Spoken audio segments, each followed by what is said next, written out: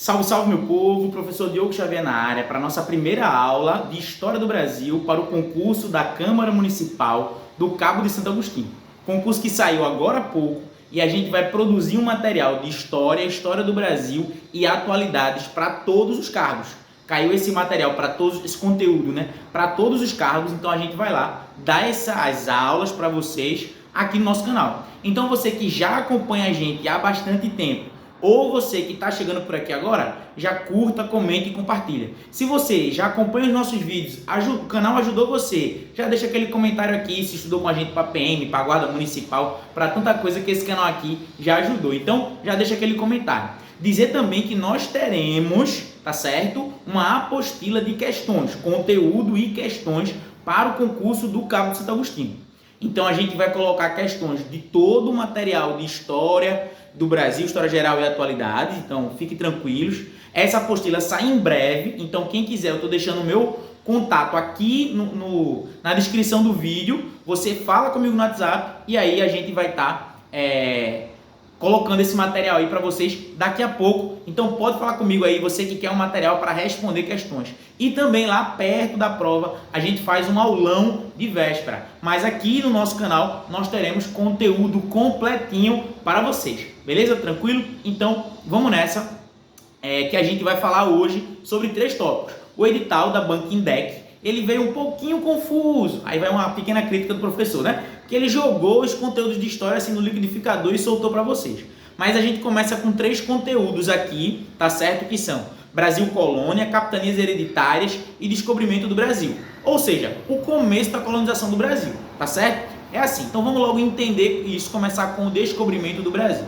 Vê só, o Brasil foi descoberto no ano de 1500, tá certo? E aí quando a gente fala descobrimento, significa quando os portugueses, sobretudo Pedro Álvares Cabral, chegou aqui no Brasil. Então você conhece bem aquela história das 3 caravelas, Santa Maria, Nina e Pinta, que apareceram na Bahia em 22 de abril de 1500. Olha aí que coisa bonitinha, bacana, que todo mundo aprendeu isso na escola. Tá errado, professor? Não, não tá errado, de jeito nenhum. Eu só quero que a gente entenda, tá certo? Porque cada vez mais as bancas pedem uma visão também crítica dos conteúdos, que existiam povos já no Brasil. Que eram esses povos? Povos indígenas.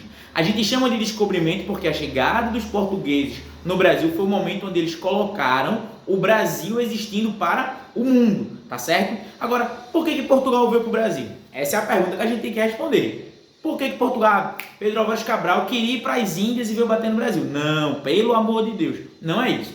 Pedro Álvares Cabral e Portugal, na verdade, eles estavam no processo que a gente chama de expansão marítima. Aí você coloca aí no seu caderno, você com certeza acompanha nossas aulas com caneta e papel na mão, né? Então, 2 nomes importantes. Primeiro, expansão marítima. Portugal e Espanha, principalmente, eles estavam aumentando os seus territórios pelos mares, que esse período nós chamamos de grandes navegações. Então, você vai ter um processo de expansão pelos mares. Eles vão ter a Escola de Sagres, né, que é aquele grande local onde vão ter os navegadores portugueses, as caravelas e tudo mais. Eles vão produzir isso e vão ter capacidade técnica de se expandir. E aí eles vão ampliando o seu território. E aí os 2 países mais importantes, Portugal e Espanha, eles, para não brigar, dividiram o mundo no meio. Como eles dividiram o mundo no meio, o Brasil ficou com Portugal. E a Espanha ficou com... a América colombiana, né, a América espanhola, o que a gente vai entender hoje como México, como aquele sul dos Estados Unidos, ou Cuba, aquela região, aquilo ali ficou com a Espanha. Quando os espanhóis chegam nas Américas, no México, vamos colocar assim, o que é que eles encontram de muito? Ouro. E naquele momento é o que a gente chama também de metalismo. Então o que é que eles queriam? Ouro. Quando a Espanha chega lá, encontra ouro. E aí, quando Portugal descobre que a Espanha foi para as Américas e encontrou ouro, o que é que eles dizem? Amigão, vamos pegar nossos barcos e descer para a nossa América, para o nosso território, e vem para o Brasil. Então, quando o Cabral chega no Brasil, a gente pode dizer isso tranquilamente, ele veio em busca de ouro. E quando ele chega aqui no Brasil, ele encontra um monte de coisa, mas não encontra ouro. Tá certo? Ele não encontrou ouro. Por que isso é importante? Para a gente entender que o começo da colonização do Brasil, ela não foi uma colonização efetiva como os portugueses pretendiam, podemos dizer assim. Então eles queriam um tipo de colonização, mas eles não conseguiram implementar. E aí a gente precisa dizer também uma coisa, vê só, quando a gente fala sobre descobrimento, muitas vezes a versão sobre o descobrimento, ela diz assim, os índios eles ficaram encantados quando viram os portugueses e aí eles trocaram miçanga por pau-brasil. A gente já escutou isso, né? O índio trocou espelho por... Não. Primeiro, a gente precisa colocar uma coisa aqui, que eu quero que você entenda isso. O índio, os povos indígenas, inclusive, olha o plural, os povos indígenas, porque são vários povos indígenas, eles vão fazer trocas com os portugueses, escambo com os portugueses. Então não é espelho por pau-brasil. Para e pensa. O português chegou aqui com uma faca, com um facão, com um machado. Isso é bom ou não é bom quando você precisa tirar madeira do meio do mato? Então não é um espelhinho. Ele chegava aqui com corda, com materiais de ferro que os indígenas não conheciam. E o indígena tirava o que para o português? Pau-brasil. Pau-brasil serve de quê? De nada. Então perceba que o indígena, e aí já tire isso da cabeça, o indígena não é burro. Segundo, uma coisa que eu quero que você entenda, a relação dos portugueses com o indígena é uma relação de aliança e de guerra. É uma coisa ou outra, as duas coisas. Então, por vezes, você tem alianças dos portugueses com os povos indígenas. Em outros momentos, você vai ter guerra. Então, as duas coisas acontecem. Até porque, como eu falei, são vários povos indígenas. Gravou isso, é importante para você entender o descobrimento do Brasil. Pausa para nossa água. E para dizer que você tem duas formas de ajudar o nosso canal a crescer. A primeira, gratuita. Curta, comente e compartilhe. Manda esse vídeo para mais gente. Espalhe o boato. Não passe por esse vídeo sem deixar um comentário. Vacilo. Outra coisa, você também pode divulgar nas suas redes. Postar aquela história no Instagram marcando o professor. Ajuda a gente a crescer. Divulgar para os seus amigos. Isso é muito massa para a gente chegar para mais gente. A segunda, você pode contribuir com o Pix que fica aqui na descrição do nosso canal. Ou adquirindo um dos nossos materiais através do WhatsApp que fica aqui sempre na descrição. Beleza? Vamos embora.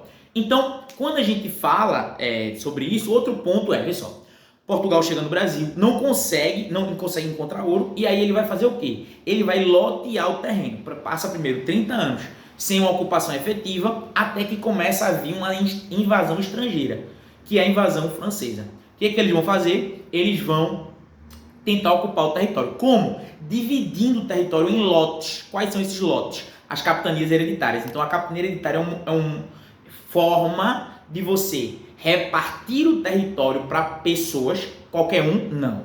A nobreza, gente que tinha muito dinheiro. Até porque uma capitania hereditária, o capitão donatário, né, ele precisava ter recursos financeiros para manter a capitania. Então, vamos lá. Vamos ao caso de Pernambuco. Se a banca ela for inteligente, ela vai utilizar o caso de Pernambuco, o Cabo de Santo Agostinho. Aí vamos lá. Quando a gente fala sobre isso, a gente está falando sobre o processo, nesse caso, né? A gente está falando sobre Duarte Coelho, o processo de ocupação do território. Duarte Coelho, ele chegou em Pernambuco em 1535 e ele vai ocupar Igaraçu, depois ele ocupa Olinda. Quando ele ocupa o território basicamente fica sob a responsabilidade dele. Ele não pode fazer tudo o que ele quiser, mas ele comanda. Então, o ônus é dele e o bônus é dele. Como assim o ônus é dele? Quem tem que ter exército para ocupar o território? Ele. Quem é que tem que ter grana para investir na produção açucareira, que virá a ser a principal produção desse período? Ele. Agora, quem é que extrai o lucro? O bônus? Ele. Percebe a relação? Então, o ônus e o bônus são do capitão donatário. Poxa, professor, peraí, então Portugal não ganha nada. Ganha duas coisas. Primeiro, o território está ocupado, eu não permito que os franceses invadam. 2, eu também ganho com impostos, divisas. Então, você vai fazer negócio? Faça, meu amigo. Mas, tá ligado que o imposto tá aqui garantido para mim.